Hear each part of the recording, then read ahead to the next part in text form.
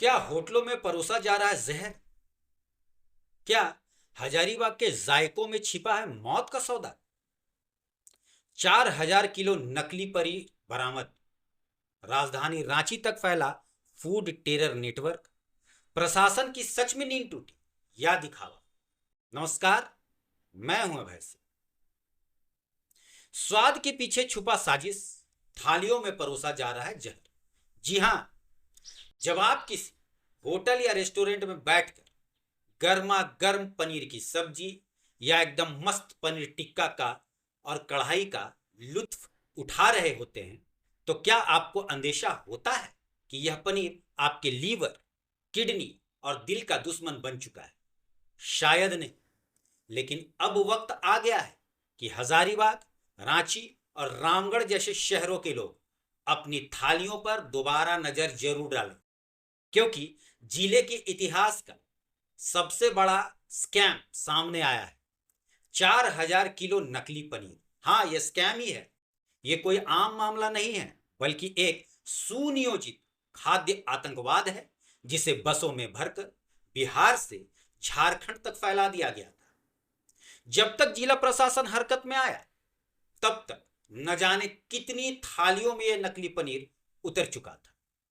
यह घटना केवल मिलावटी खाने की नहीं है, बल्कि प्रशासनिक लापरवाही और होटल माफियाओं की मिली भगत की पोल खोलती है। यह सब तब सामने आया जब एक गुप्त सूचना के आधार पर हजारीबाग जिला प्रशासन और खाद्य सुरक्षा विभाग की संयुक्त टीम ने नगमा टोल नाका पर छापा मारा। चंद्र प्रकाश दुग्गी के नेतृत्व में की गई इस कार्रवाई में 2 ट्रैवल बसों, बदोनी बस पटना से रांची और तिवारी ट्रैवल से कुल 4,000 किलो नकली पनीर बरामद किया गया। इस जहरीले माल को बख्तियारपुर और मनेर से लोड किया गया था और इसका टारगेट था हजारीबाग, रांची और रामगढ़ के होटल, रेस्टोरेंट और ढाबे। जांच में पाया गया कि यह पनीर न केवल नकली था, बल्कि उसमें इस्तेमाल किए गए रसायन स्वास्थ्य के लिए बेहद घातक थे। टायोडिक्सिन, बोरिक एसिड, डिटर्जेंट और सस्ते ऑयल का मिश्रण। कौन चला रहा है जहर का नेटवर्क? यह सवाल अब पूरे जिले को झकझोर रहा है। क्या यह पहली बार था? जी नहीं, बिल्कुल नहीं।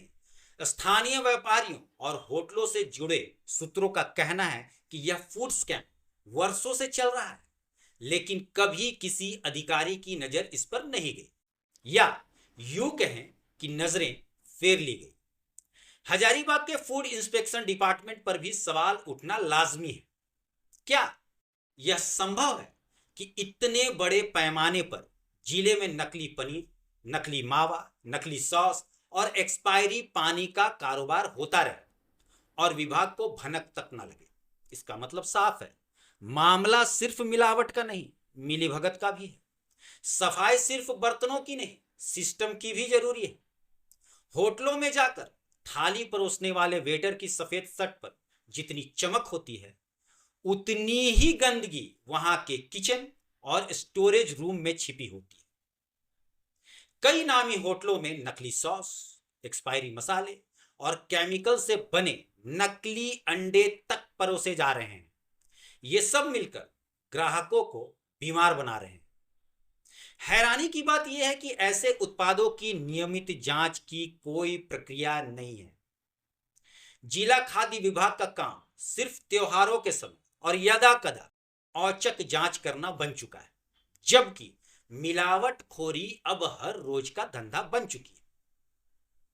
हजारीबाग के सिविल अस्पताल से लेकर निजी क्लिनिकों तक पेट से जुड़ी बीमारियों और उनके मरीजों की संख्या बढ़ रही है।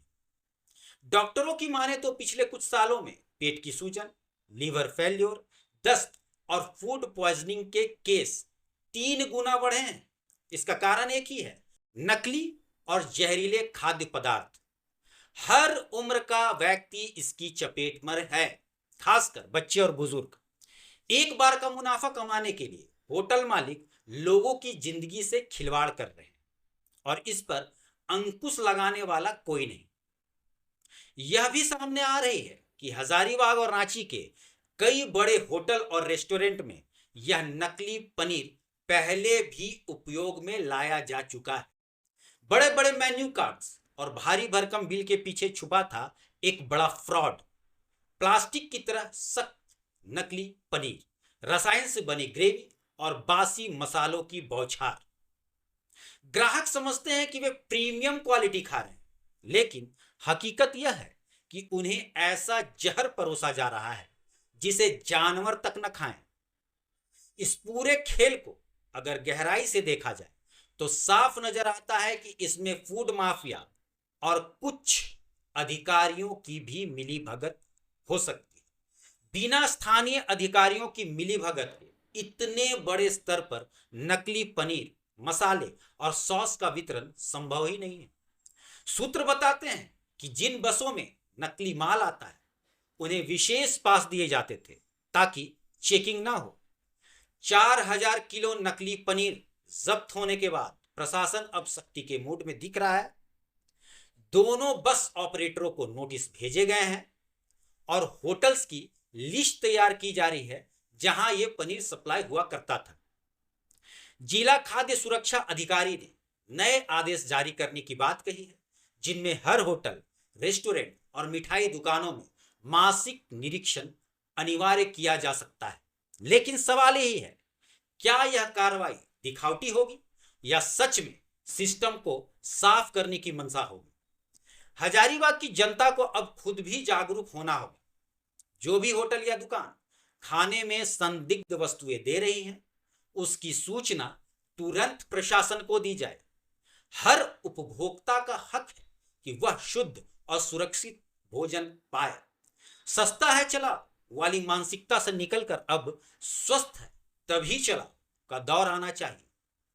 4000 किलो नकली पनीर की यह बरामदगी अगर प्रशासन के लिए आंख खोलने वाली साबित हो तो शायद हजारीबाग में सड़ती सेहत को नया जीवन मिल सकता है। लेकिन अगर यह भी बीते मामलों की तरह कागजी कार्रवाई बनकर रह गया तो यह तय मानिए आने वाले वर्षों में हमारे बच्चों की थालियों में स्वाद नहीं, मौत परोसी जाएगी। अब फैसला प्रशासन को करना है।